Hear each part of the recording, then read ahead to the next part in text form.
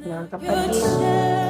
Sabado na naman po, tayo po ay magkakasama na naman sa pag-aaral ng salita ng Diyos. Purihin natin ang ating Panginoon. Thank you, Lord. Thank you, Panginoon. Purihin ka, Panginoon.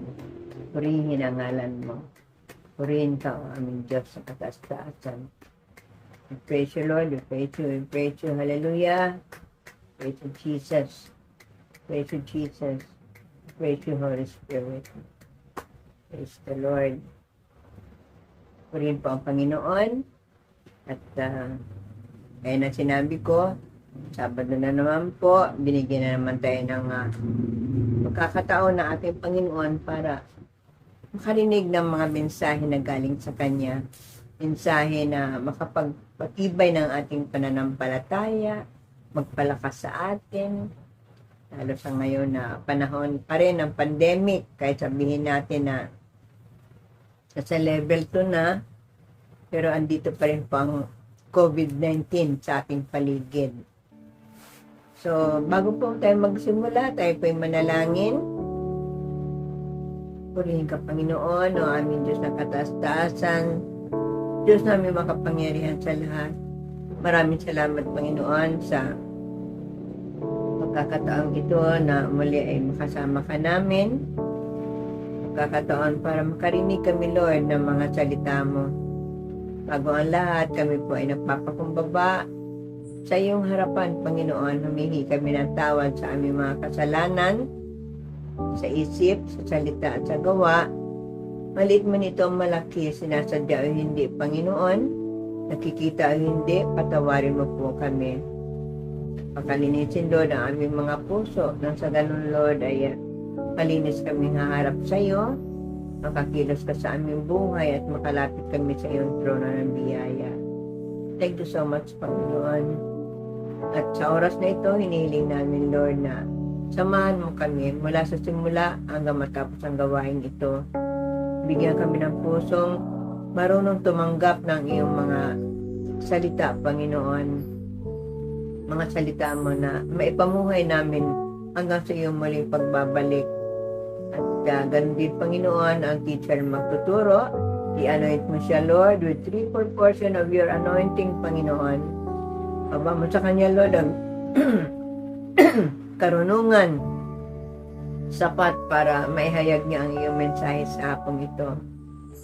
Maraming salamat, O God, at anumang kanta ng kaaway para guluhin ang aming pag-aaral. At tinataboy namin, pinapalayas namin lahat ng masamang espiritu sa lugar nito. In Jesus' name, sa pangalan ni Jesus, lumayas ka masamang espiritu. Doon ka sa Hades, hindi ka nararapat dito. Ito'y gawain ng Panginoon.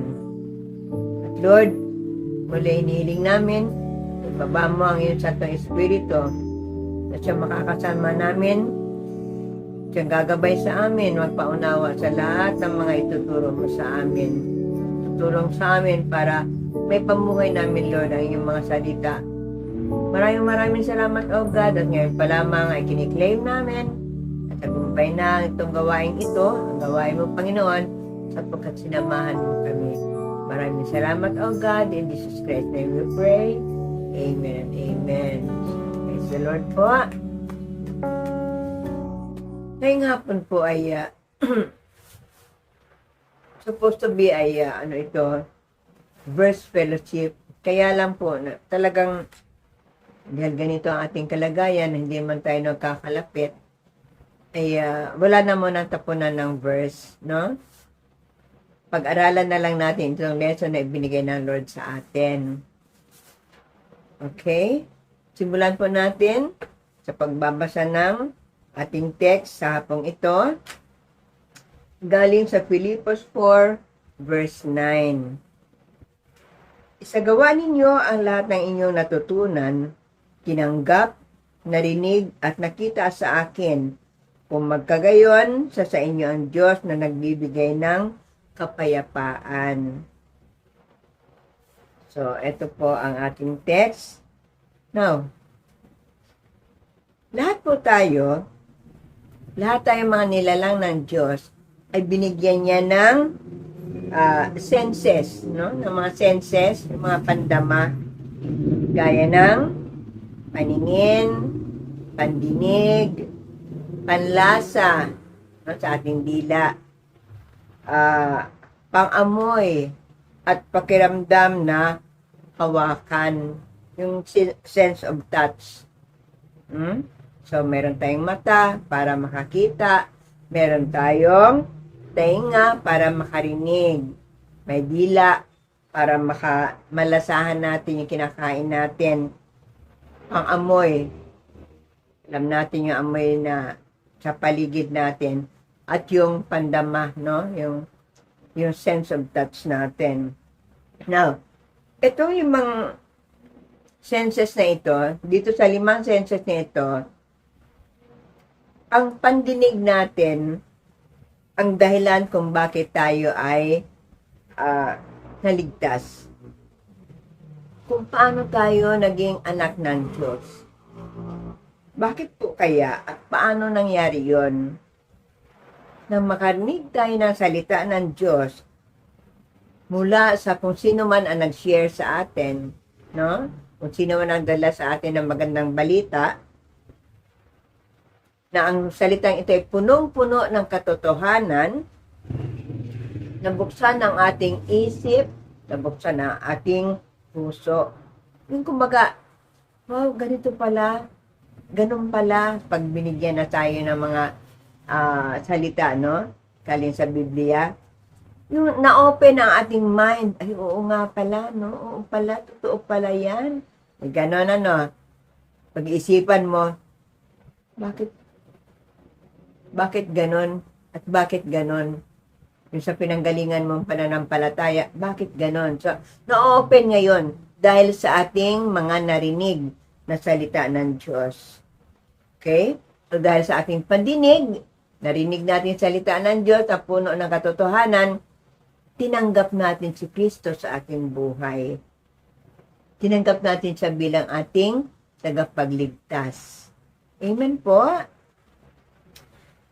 Sabi nga po sa Romans 10:17a, kaya't ang pananampalataya ay bunga ng pakikinig. So, nagkaroon tayo ngayon ng kung buksan ang ating faith. Yung faith na dati ay naniniwala ka lang sa nakikita, ngayon hindi na.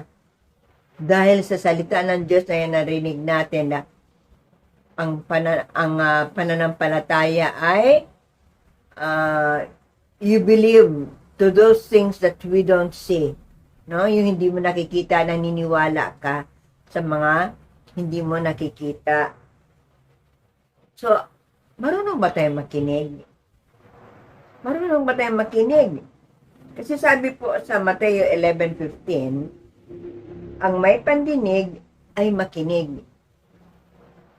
Ang linaw, ano, ang makinig, ang may pandinig ay makinig daw. So, kailangan natin makinig. Bakit po? Upang tayo ay lumago. Yun na simulan natin na konting faith na yon, maliit na faith, sa pakikinig ng salita ng Diyos, tayo ay lalago, no? Lalago at lalago ang ating pananampalataya. Naniniwala po kayo. Siyempre, pakikinig natin every Sunday, every Bible study, unti-unti nadadagdagan ng ating kaalaman. Ayan, so tumataas, lumalago ang ating pananampalataya. So, ngayong hapon, ang ating topic po ay maganda po, tungkol sa pakikinig.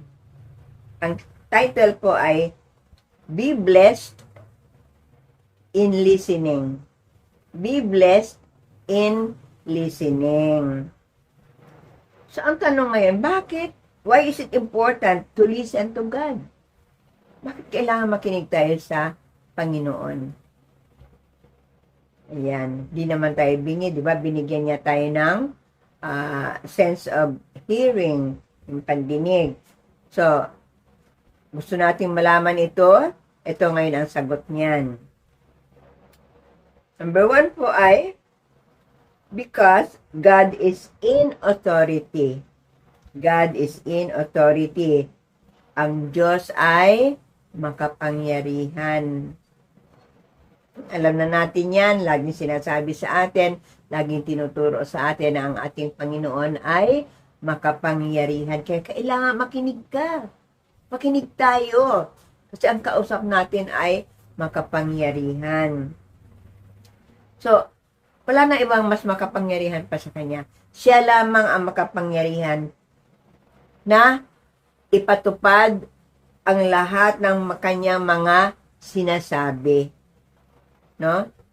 May kapangyarihan siyang ipatupad sa atin lahat ng Kanyang sinasabi upang sundin natin yon. Kailangan na ipatupad niya yon at siya lang ang makakapagsabi nun dahil dun sa kapangyarihan na taglay niya.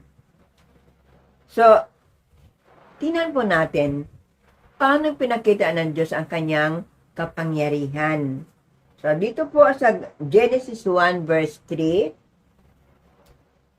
sinabi ng Diyos, magkaroon ng liwanag at nagkaroon nga ng liwanag. Di ba?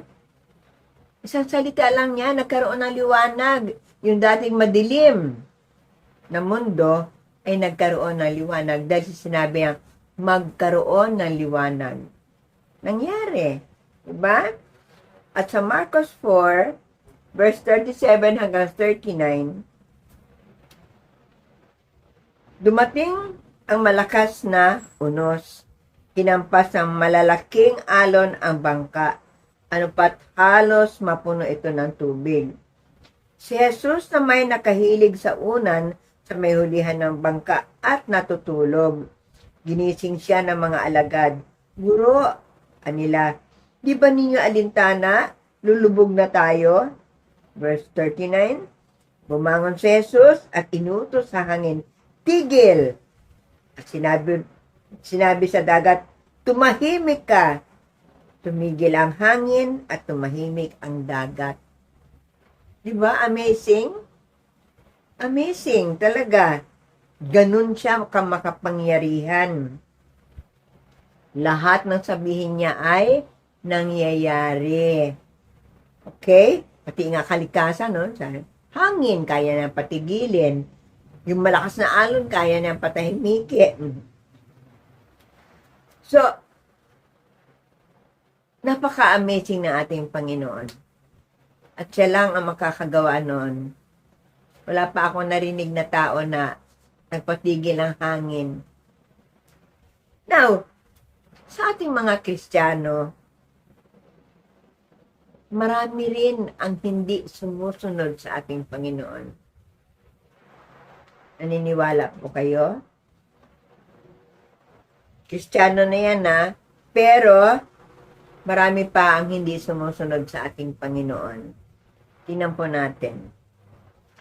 So 2 Timothy 4 verse 3 hanggang 4, sapagkat darating ang panahon na ayaw niya makinig ng mga tao sa tamang aral.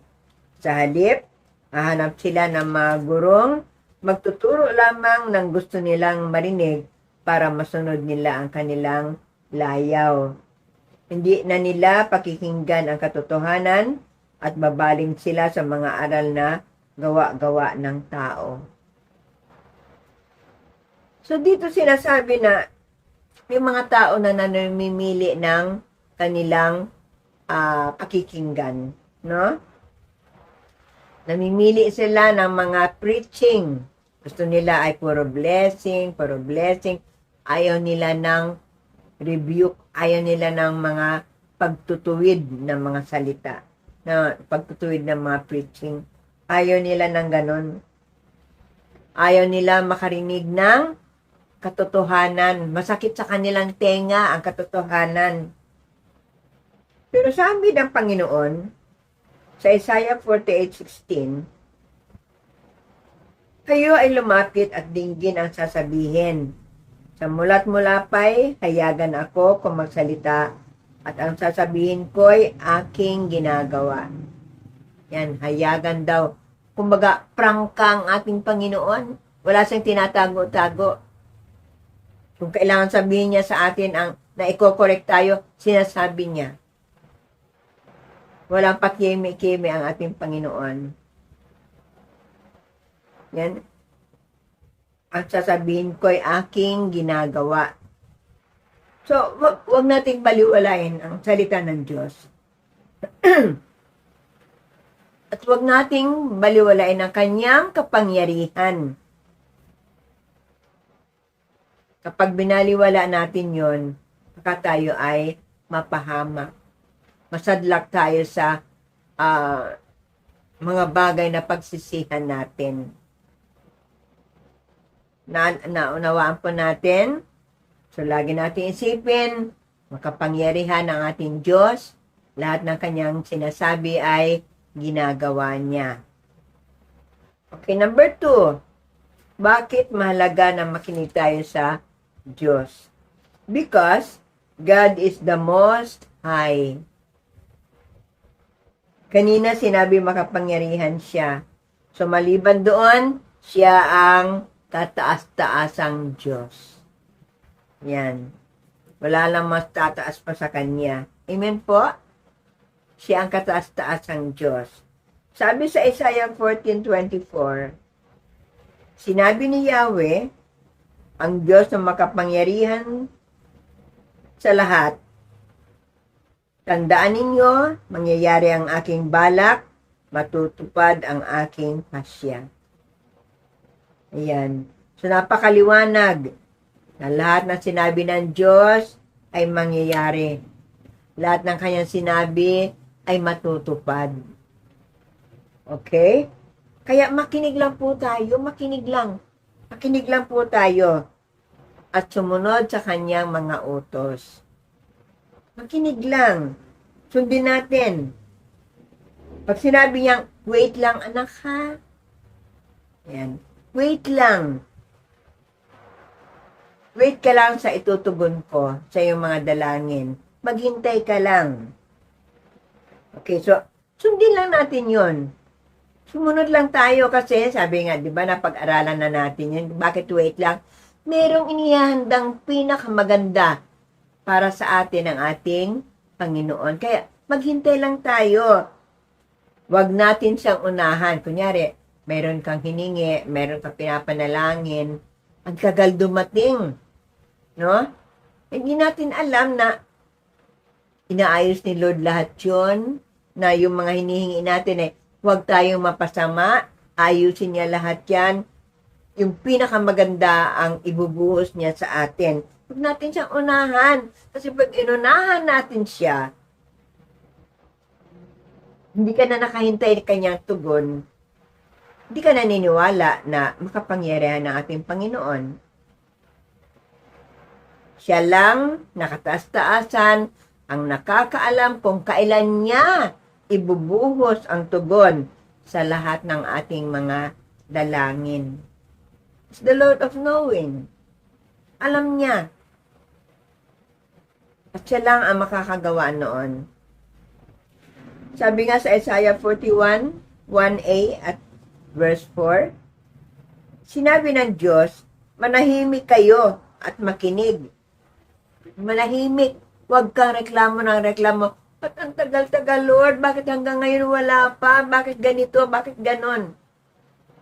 Sabi, manahimik kayo at makinig. At sa verse 4, sino nasa likod ng lahat ng ito? Sino ang nagpapagalaw sa takbo ng kasaysayan? Akong si Yahweh na naroon na sa simula pa. Akong Panginoong Diyos na naroon din hanggang sa wakas. Siya simula at siya ang wakas. So, kung titingnan po natin ang kasaysayan, yung kasaysayan na nangyayari ngayon, itong pandemya na ito, na hindi lamang sa Pilipinas, buong mundo, kasaysayan ito no? Ang ating Panginoon, ang may control ng lahat ng ito. Lahat ng nangyayaring ito, mula sa simula ng pandemic hanggang ngayon at hanggang kung kailan ito matatapos, Siya lang ang may control nito.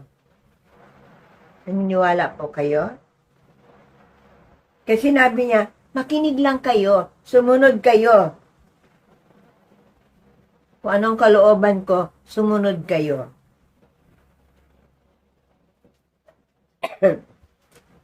So, anong gagawin natin? Para ipakita natin na tayo naniniwala na siya ang kataas-taasan, na siya ang makapangyarihan sa lahat. Maniwala tayo na hindi niya tayo pababayaan. Diba pinangako niya yan? Hindi ko kayo iwan, hindi ko kayo pababayaan. Di ba nangyayari naman? Kailan niya tayo pinabayaan? Never. Hindi niya tayo pinabayaan. Mula nung kailan nagsimula? March. Nag-lockdown. March 2020. Nag-March 2021 na. Pinabayaan ba tayo ng Diyos? Hindi. Hanggang ngayon, eto at buhay na buhay tayo. Kahit na ang dami nang nawalang tao dahil sa COVID-19. Marami na. Marami na po akong kaibigan na nawala dahil sa COVID-19. Pero tayo na mga anak ng Diyos, iningatan niya tayo. Hindi niya tayo pinabayaan na ma-contaminate ng COVID-19 na yan. Hanggang ngayon, kumakain pa tayo na sa oras. 3 times a day, may merienda pa. Kasi pangako niya yan eh. Hindi kayo magkukulang kung susunod tayo sa Kanya. Diba? Sa awit 23 verse 1, si Yahweh ang aking pastol, hindi ako magkukulang. Yan, susunod ka sa pastol. At kahit kailan hindi ka magkukulang. Kung nagkakasakit man tayo, pinapagaling tayo ng Panginoon. Amen. Yan po ang katotohanan. At never na napagod ang Panginoon. Hindi siya nagsabi na, wait lang ha, napapagod na kasi ako eh. Hindi siya napagod. At hindi siya tumitigil sa pagtulong sa atin. Ganon niya tayo kamahal, mga kapatid. Sabi nga sa Isaiah 40 verse 28, hindi nyo ba alam o hindi nyo ba narinig na ang Panginoon ay walang hanggang Diyos na lumikha ng buong mundo? Hindi siya napapagod o nanghihina at walang makakatarok ng kanyang isip. Yan, ang liwanag, no? Hindi siya napapagod o nanghihina. May makapangyarihan siya. Siya ang kataas-taasan. Siya ang pinaka malakas sa lahat. Yes. At hindi natin alam ang kalooban niya. Siya lang nakakaalam nun. Sabi nga, walang makatatarok ng kanyang isip. Kung ano iniisip ng Diyos para sa atin, hindi natin alam. Basta na lang mangyayari yon. According to His will, sa ikabubuti natin. Amen po. And number 3, because God is consistent. Ang ating Diyos ay hindi nagbabago. Sabi nga kanina, siya, kung ano siya noon, hanggang ngayon, ay siya pa rin. Hindi siya kagaya ng tao. Ang tao ay pabago-bago ng isip. Ang ating Diyos, hindi siya nagbabago. Patunayan po natin ito. Sa Hebreo 13 verse 8. Si Jesucristo ay hindi nagbabago. Ang linaw. Si Jesucristo ay hindi nagbabago. Kung ano siya noon, ganon din siya ngayon at magpakailanman. Yan, napakalinaw yan. Lagi nating ilagay sa ating isip yan. kung paano natin siya nakilala noon, hanggang ngayon, ganun pa rin siya. At habang tayo nabubuhay, magpakailanman, ay ganun pa rin ang ating Panginoon. Tapat siya, tapat, mapagmahal, mapagpakumbaba, lahat. Lahat ng kanyang katangian na yan ay hindi nagbabago. Amen. Sabi nga sa 2 Timothy, kalawang Timoteo 2:13, kung hindi man tayo tapat, nananatili siyang tapat. Ayan. Maraming tao ang hindi tapat sa Diyos eh. May mga nangangako, yes Lord, ikaw ang aking Diyos. Pero, nang iiwan, nawawala na lang. Pero sinabi dito, kung hindi man tayo tapat, nananatili siyang tapat dahil hindi niya maikakaila ang kanyang sarili. Yan. Tapat ang ating Panginoon, mga kapatid. At ang sinabi niya sa atin, talaga namang hindi nagbago. So, makinig lang po tayo. Pakinggan lang natin ang sinasabi ng ating Panginoon. Kahit minsan, hindi siya nagkulang sa atin. Hindi siya nagkulang sa atin. Kaya tayo naman, hindi rin nagkukulang sa lahat ng bagay. He's always to the rescue. At sinabi niyang, hindi ko kayo iiwan, tutulungan ko kayo, andyan niya ang pagtawag natin. No? Pinangako niya sa atin, hindi tayo magkukulang.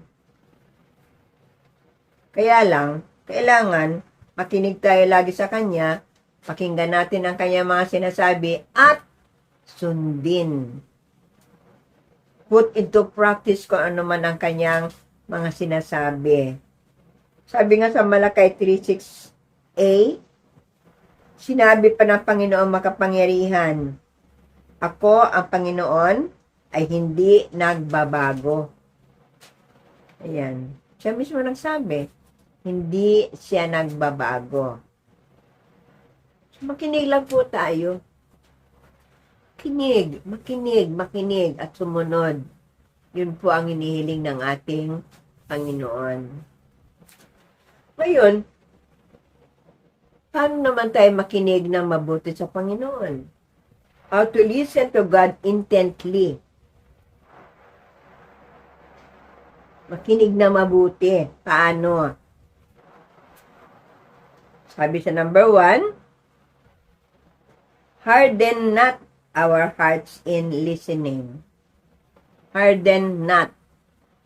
Huwag daw nating patagasin ang ating puso para lahat ng marinig natin ay makapasok sa ating puso. Makapasok dyan sa puso na yan.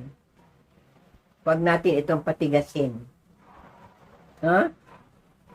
Sabi sa Hebrews 3, verse 7 hanggang 8a,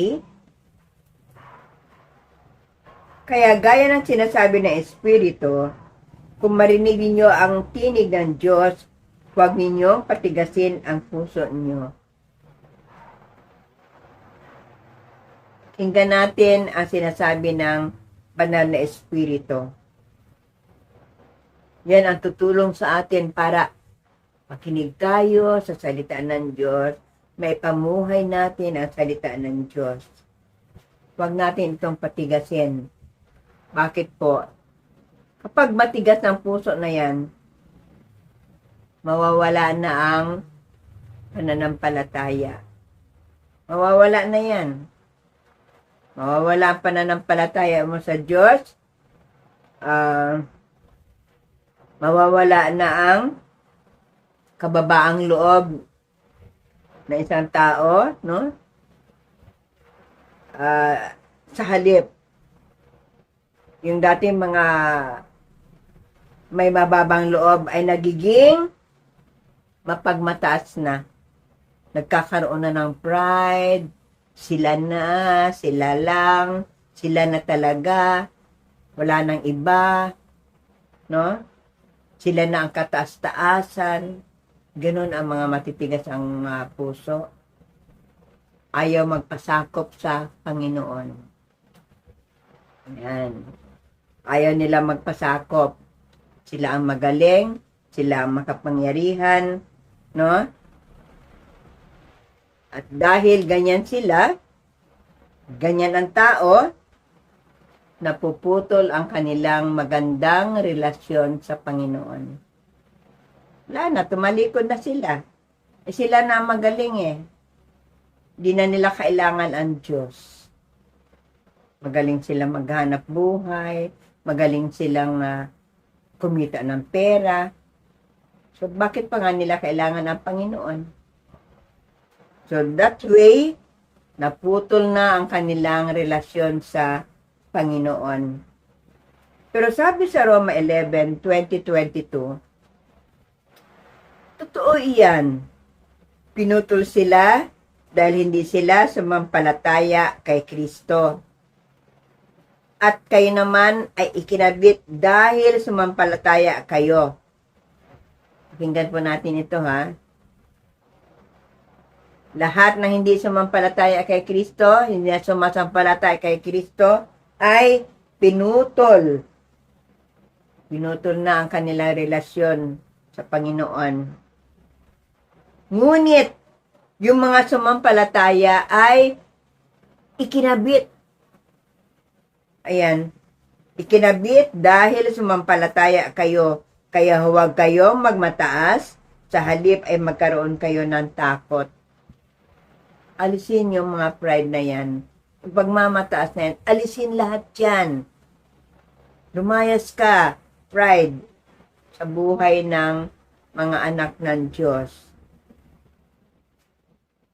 At sabi, verse 21, sapagkat kung nagawang putulin ng Diyos ang mga likas na sanga, magagawa rin niya kayong putulin. O, di ba nakakatakot? Ang Diyos mismo ang puputol sa atin. Dito'y makikita natin ang kabutihan at kabagsikan ng Diyos. Mabagsik siya sa mga nagkakasala, pero mabuti siya sa inyo kung mananatili kayo sa kanyang kabutihan. Diba? Ang linaw. Kung tayo mananatili sa ating Panginoon, nakikita natin ang kabutihan niya, pinasasalamatan natin ang kabutihan niya, mananatili tayo sa Panginoon. Pero kung hindi, kayo man ay puputulin din. Naway huwag mangyari sa atin ito. Na maputol ang ating relasyon sa Panginoon dahil sa kataasan, feeling mo hindi mo na kailangan ng Diyos. Feeling mo kayang-kaya mo nang mabuhay na ikaw na lang. Hindi mo na kailangan ng salitaan ng Diyos. Nakakalungkot. Nakakalungkot, mga kapatid. Nakakalungkot talaga. Dahil tayo nabubuhay, hindi lamang sa tinapay, kundi sa salita ng Diyos na naririnig natin. Nakakalungkot yung mga wala nang panahon na makinig sa salita ng Diyos. Diba nakakalungkot yung mga ganon? Wala na silang panahon na makinig sa salita ng Diyos. Nakakalungkot. Nasasadlak sila doon sa sinabi na kung hindi, kayo man ay puputulin din. Ano mangyayari sa atin pag nawala na tayo sa Panginoon? Pag nawala na yung maganda relasyon natin sa Panginoon, sinong karelasyon natin? Diba? Kaya makinig tayo. Makinig lang po tayo.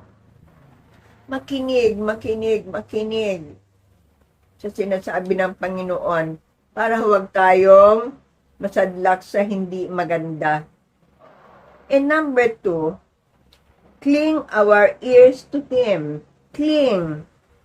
Ikiling daw na natin ang ating mga tainga sa Panginoon. Yung parang lagi mong hinihintay ang kanyang sasabihin. Di ba? Naalala ko talaga. Nung college po ako, panahon ni Nora Honor at ni Tirso Cruz, meron po akong kaibigan na die hard talaga yon kay Nora Tirso. Ay galit na galit sa kanya yung kanyang mga kapatid kasi hanggang hating gabi, hanggang madaling araw yun, nakikinig siya ng radyo tungkol kay Nora Tirso na yan. Ang nagbabalita niya na si Ike Losada at si Herman Moreno, si Inday Badiday. Alam niyo po kung anong ginagawa niya? Yung radyo niya, nakatakip siya ng kumot. Andiyan yan sa tenga niya. Mahinang mahina lang yan. Naririnig niya lahat ng balita yan. Hindi yan titigil hanggat hindi nag-sign off ang radio station. Nakakiling ang kanyang tenga doon sa balita tungkol kay Nora Honor at kay Tirso Cruz III. Tayo, sino ang dapat natin pinapakinggan? Si Nora Honor, superstar. Pero ang pinaka superstar sa lahat ay ang ating Panginoon. Diba? Wala nang ibang pinaka-superstar kundi ang ating Panginoon. The best siya. Pinakamakapangyarihan sa lahat. Kataas-taasan. Dapat doon tayo nakakiling ang ating pandinig sa kanyang mga sinasabi. Sabi nga sa Kawikaan 4:20 hanggang 21, aking anak, salita ko ay pakinggan mong mabuti. Pakinig mo ay ikiling sa aking sinasabi. Yan, yung pandinig daw natin, yung tenga natin ay ikiling natin, maging, kumbaga, pakinggang mabuti ang sinasabi ng Panginoon. Huwag itong babayaang mawala sa paningin. Sa puso mo ay iukit ng mabuti at malalim. So, paano uukit sa puso mo at sa isip mo yung pinapakinggan mo kung half-half lang pakikinig mo? Malayo ka sa pinapakinggan mo. Kung minsan nga, hindi mo na nga naririnig, hindi ka nakikinig. No? Paano mo mapapamuhay ang hindi mo narinig? Kung may bagong instruction ang Panginoon, hindi ka naman nakinig, naiwanan ka. Diba? Kaya kailangan ikiling mo, ano bang sinasabi ng Panginoon? Kailangan marinig natin yan. Kanino natin maririnig ang salita na yan? Mga salita na yan, mga instruction ng ating Panginoon. Siyempre, magsisimula yan sa ating pastor. Huwag natin baliwalain ang sinasabi ng ating pastor. Dahil lahat ng sinasabi niyan, lahat ng sinasabi ni Pastor Rica ay galing sa ating Panginoon. Kita naman natin, lahat ng sinasabi niya ay supported yan ng mga Bible verse. Hindi niya sariling salita yan. Kahit po kami mga tagaturo, hindi namin salita ito lang na kami lang. Hindi namin pwedeng sabihin na ganito lang na hindi galing sa salita ng Diyos. So, makinig po tayo. Ginagamit lang po ang aming mga bibig para iparating sa atin ang kalooban ng ating Panginoon. Yung kung anong dapat nating gawin na sa kanyang pagbabalik ay kumpleto tayo. Walang naputol. Walang natanggal na sanga. Amen po. Makinig lang po tayo. Maraming sinasabi ang Panginoon. Magandang mga salita ng Panginoon para sa ikaliligtas nating lahat. Amen. Sabi nga po sa Kawikaan 5:1 and 7, aking anak, salita ko'y pakinggan mong mabuti. Pakinig mo ay ikiling sa aking sinasabi. Kaya nga, mga anak, so verse 7, sa akin ay makinig, huwag lilimutin salita ng aking bibig. Yan. Para huwag natin makalimutan ang mga sinasabi ng Panginoon. Talagang pakinggan natin ang kanyang sinasabi. Pakinggan natin, ikiling natin ang ating pandinig sa lahat ng kanyang sinasabi. At kapag ginawa natin ito, Ano ang magiging benefit nito sa atin? Ito po yun. We will be blessed and favored in what we do, what He does. No? Will be blessed and favored in what He does. Ibi-bless daw ang taong yun at lahat ng favor ng ating Panginoon, no, ay ipagkakaloob sa Kanya. Sabi nga sa Santiago 1:25, ngunit ang taong nagsasaliksik at tumutupad sa kautosang ganap na nagpapalaya at hindi tagapakinig lang na nakakalimot agad, ang taong ito ay pagpapalain ng Diyos sa mga gawain niya. Ano ibig sabihin po nito? Nagsasaliksik tayo ng salita ng Diyos, no? Tumutupad sa mga kautusan ng Diyos. Tumutupad. Kaya, sabi nga, ganap na nagpapalaya. Nagiging tayo, yung malaya tayo sa problema, sa lahat ng mga stress na yan. Kasi narinig natin kung paano natin ito dadalhin lahat ng mga problemang yan. No? Hindi lang daw tayo tagapakinig lamang. Ang ibig ng Diyos, pakinggan mo at gawin. Ipamuhay.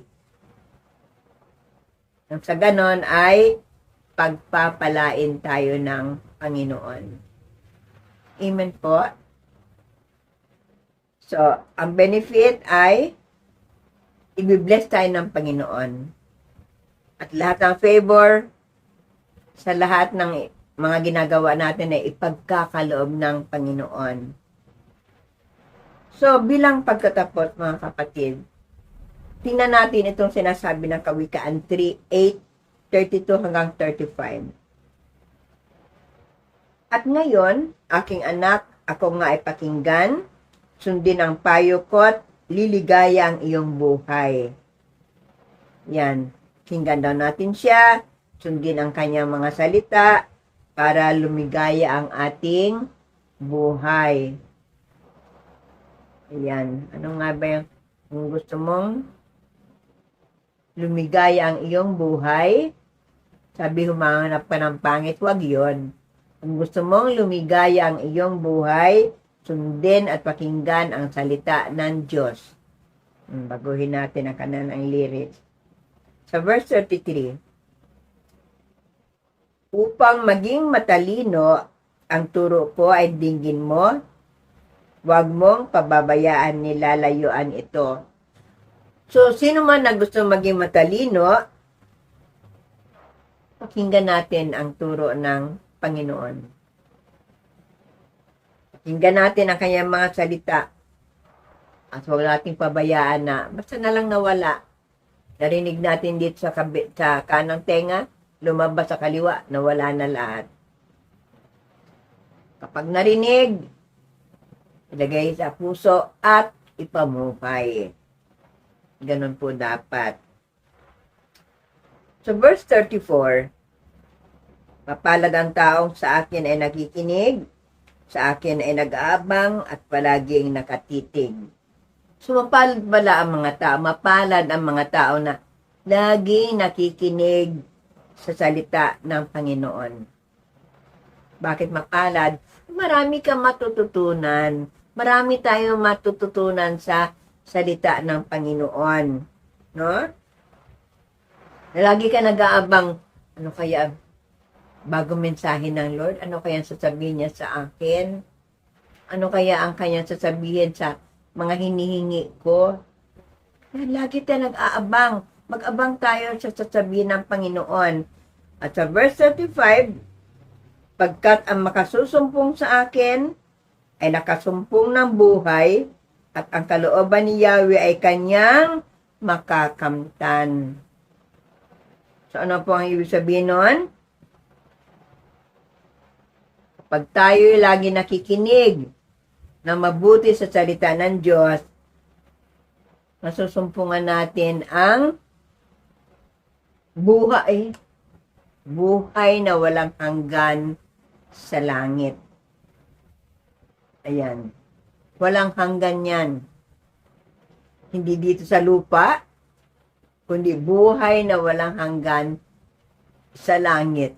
Kung tayo'y marunong makinig sa salita ng ating Panginoon. Amen po. Diba napakaganda? Ang ganda ng tinurong ito sa atin ng Panginoon. Maikli pero punong-puno ng aral, punong-puno ng pag-asa, na kung tayo lamang ay makinig at sumunod sa salita ng Diyos, ang buhay na walang hanggan sa langit, ang ating magiging reward pagdating ng tamang panahon. Amen po. Amen. So, sana po nawa itong lesson natin ay ilagay natin sa puso natin. Simple man, pero ilagay natin sa puso. Dahil sa pakikinig tayo nagsimula. Kaya naging Kristiyano tayo dahil sa pakikinig. Patuloy lang tayo makinig ng salita ng Diyos. Patuloy lang po tayong dumalo sa mga gawain ganito para lahat ng pinapasabi ng ating Panginoon ay marinig natin. Amen po. So, palakpakan po natin ang ating Panginoon. Praise the Lord. Thank you, Panginoon, sa magandang aral na binigay mo sa amin ngayon. So, tayo po ay dumako na sa pagbabasa ng ating awit 91. Sige po, sabayan niyo po ako ng pagbabasa, mga kapatid. Awit 91, verse 1 hanggang 16. Ito po. Awit ng pagtitiwala sa Diyos. Siyang naghahangad ng pagkupkup ng kataas-taasan at nananatili sa kalingan niyo makapangyarihan, makapagsasabi sa kanyang Panginoon, Muog katahanan, ikaw ang aking Diyos, ang Diyos na tangi kong pinagtiwalaan. Ika'y ililigtas niya sa panganib sa umang nabitag, at kahit anumang mabigat na salot, di ka magdaranas. Lulukuban niya sa lilim ng kanyang malabay na pakpak, sa kalingan niya ay natitiyak mo na ikaw ay ligtas. Iingatan niya at ipagsasanggalang, pagkat siya ay tapat. Pagsapit ng gabi, di ka matatakot sa anumang bagay, maging sa gagawing bigla ang paglusob pagsapit ng araw, ni sa anumang darating na salot pagkagat ng dilim, di ka matatakot sa kasamaan mang araw kung dumating. Kahit na mabuwal sa iyong harapan ang 1,000 tao, sa iyong paligid ang bilang ng patay maging 10,000, di ka matatakot at natitiyak mong di ka maaano. Ika'y nagmamasid at sa panonood iyong mamamasdan, iyong masasama ay makikita mong pinarurusahan. Sapagkat si Yahweh ang iyong ginawang tagapagsanggalang, at ang pinili mong mag-iingat sa iyo'y kataas-taasan. Di mo abutin ika'y mapahamak at walang daratal, kahit anong uring mga paghihirap sa iyong tahanan. Susubuin niya ang maraming anghel, silang susubaybay, kahit sa ang dako ikaw maparoon, siya't iingatan.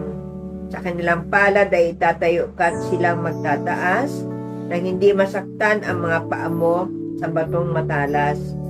Kahit ang tapakan mo ay mga leon, ahas na mabagsik, di ka maaano sa mga serpiente at liyong mababangis. Ang sabi ng Diyos, aking ililigtas ang tapat sa akin, at iingatan ko ang sino mang taong ako'y kikilanlin. Pag sila'y tumawag, laging handa ako na sila'y pakinggan. Aking sasamahan at kung may hilahil ay sasaklolohan. Aking ililigtas at ang bawat isa ay pararangalan.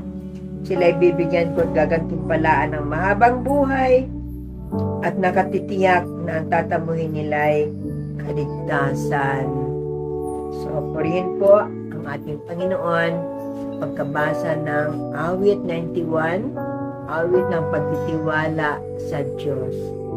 Amen po. Tayo po ngayon ay manalangin na. Closing prayer na po tayo. O aming Diyos na napakabuti, maraming salamat Panginoon. Sinamahan mo kami mula simula hanggang matapos ang gawain ito. At maraming salamat Panginoon na iningatan mo ang nagturo. Habang binibigay niya ang mensahe mo sa mga anak mo sa Mandarin Bible Cell, sa Adelina Extension Bible Cell. Maraming salamat sa buhay ng mga anak mo na patuloy na sumusuporta sa gawain, Panginoon. Sa gawain mo, Panginoon. Pagpalain mo silang lahat, sa lahat ng antas ng kanilang buhay. Good health, long life, prosperity para sa buong family nila. Ma-maintain nila ang kanilang mga trabaho, ang kanilang mga negosyo, at yung mga nasa bahay ay patuloy mo nga pagpalain, Panginoon. Ingatan mo kami lahat, O God, hanggang sa mga oras nito laban sa COVID-19, na kahit sabihin pa nila na level 2 na ang COVID-19 ay dapat ingatan natin ang ating mga sarili na huwag tayong mahawaan. Huwag kami magmadali, Panginoon. Sa paglabas-labas, alam namin, Lord, na nagpapaalala ka para huwag kami, Lord, na magkasakit. Maraming salamat, O God. Tunay nga, Lord, na amazing ka. Amazing ka sapagkat hindi mo kami pinagkukulang. Hindi mo kami pinababayaan, Panginoon. Tapat kang Diyos, hindi ka nagbago. Maraming salamat, Panginoon.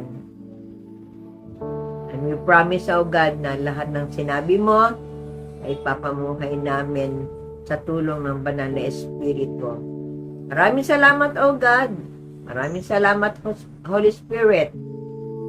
Ang lahat na ito ay tinataas namin sa iyo sa pangalan ni Jesus. Amen and amen. So, purihin ang ating Panginoon. Purihin po ang ating Panginoon, mga kapatid. So, muli ay pinapaalala ko po ang ating love gift. May ilang lesson na lang tayo. Isang lesson na lang ang natitira. Meron pa tayong prayer meeting. At saka,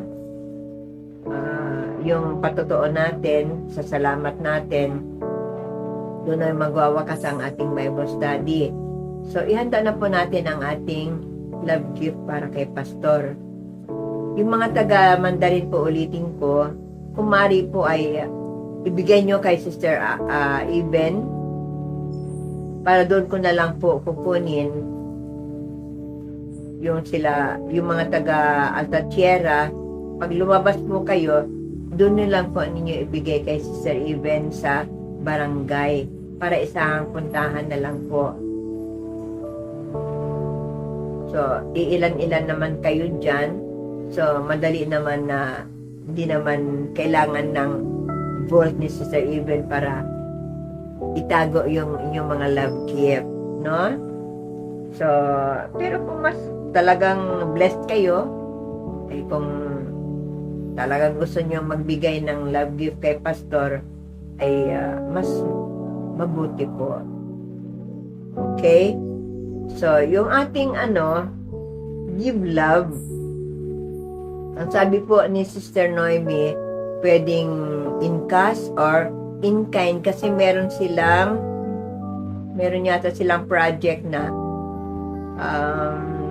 online selling. Kaya kung may gusto kayong ibigay na in kind, sabihin nyo lang para siguro silang kukolekta, no? Silang kukolekta. Kung meron kayong gustong i-dispose na ng mga gamit na pwede pang ibenta, na pwede pang, kasi makakatulong po yun, idadagdag po yun sa Give Love. Yung mapagbilhan nila sa online na yun, online selling, ay idadagdag yun sa Give Love para marami ang mabigyan ng pamasko. Yung mga kapatiran natin na talagang kailangan bigyan sila para masaya naman sila pagdating ng Pasko. Amen po. So, yung ating love gift ay pupuntahan ko po. Doon ko na lang pipick upin kay Sister Even. So, magsabi lang po kayo kung gusto niyo, puntahan ko kayo. O kung dyan lang naman sa Mandarin, pwede naman na magsabi lang po kayo kung sino ang gustong puntahan.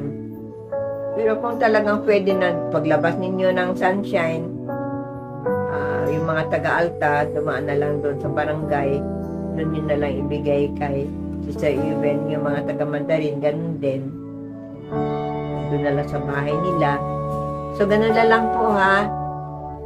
Ngayon yung taga-Adeline Extension, ganito po. Kasi po wala akong GCash. Brother dyan, walang GCash. Next week po ay ibibigay ko ang kakausapin ko si Brother Angge na sa GCash niya ihulog yung inyong love gift. Sila na lang ni Sister Yayo ang mag-ipon noon.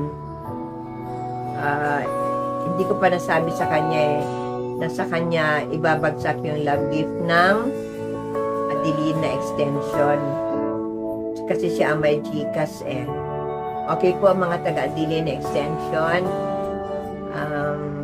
I'm sure naman na sa mabuting kamay ano yung ibibigay yung para kay Pastor yun. Amen po. So sige po, yung ating mga tithes, huwag nating kalimutan. As usual, andyan sa screen. Yung kay Maya ni Pastor, yung kanyang GCash, alam nyo kung paano ipapadala ang inyong tithes. No? Huwag nating kalimutan yon. Kasi kung malapit na tayo mag face to face, maraming mga pagkakagastusan. Pagbalik natin ng tech. Pag-pray natin na talagang pwede na talaga mag-face to face na tayo, magkita-kita na tayo. Pero Diyos pa rin ang nakakaalam kung kailan.